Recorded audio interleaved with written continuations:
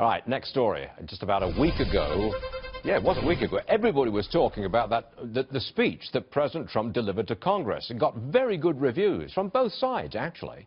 Fast forward just a couple of days, add a few accusatory tweets into the mix, and the whole thing has been overshadowed. The speech largely forgotten. Our next guest is the former speechwriter for Bush 41. Robert Grady is with us.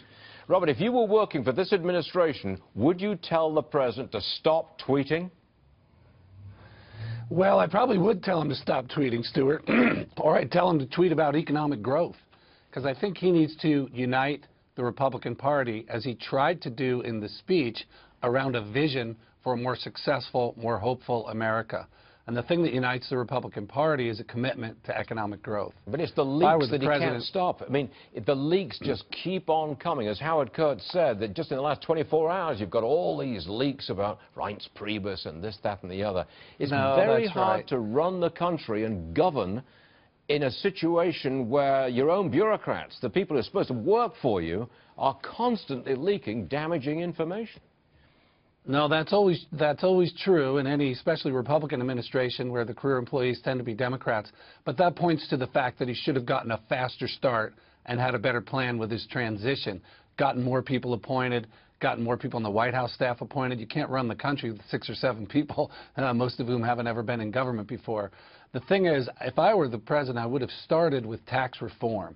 The thing that would really unite the Republican Party is for him to come forward with a tax reform package that cuts the corporate rate, that has a repatriation program to bring capital back to the United States, and that simplifies the personal income tax code. Let's say 3 rates, 10, 22, and 33, get rid of a lot of credits and deductions to pay for it.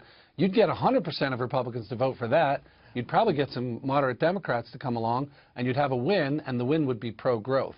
But, the president has the bully pulpit. He's got it to a certain extent control the agenda, drive the agenda, and that's where the random tweets become a bit of a problem. Well, the legislative schedule is first you fix Obamacare, repeal it, replace it, then you do tax cuts. That's all a popular part of his program, but that program could be delayed significantly because of the political turmoil that we're seeing because of his tweets and because of the leaks. So it's the leaks and the tweets that are really getting in the way of getting America growing again. And I don't see what you can do about that. Well, he walked into the punch a little bit by leading off with the border issues and trade and the trade fight with Mexico and Canada. I think, as you said, the 2 most popular things he wants to do are a tax reform program, a pro-growth tax cut, and reforming, replacing, repealing Obamacare. And he's got the right thing. His outline in the speech regarding Obamacare would have been very popular.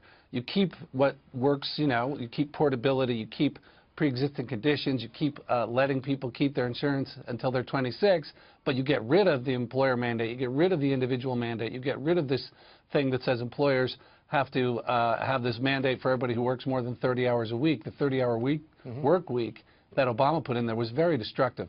But again, you have to control the agenda. You have to control the agenda. And he kind of takes the bait a little bit when the Democrats like to make excuses for their poor performance in the election, which really had more to do with Hillary Clinton not going to Wisconsin at all and only going to Michigan.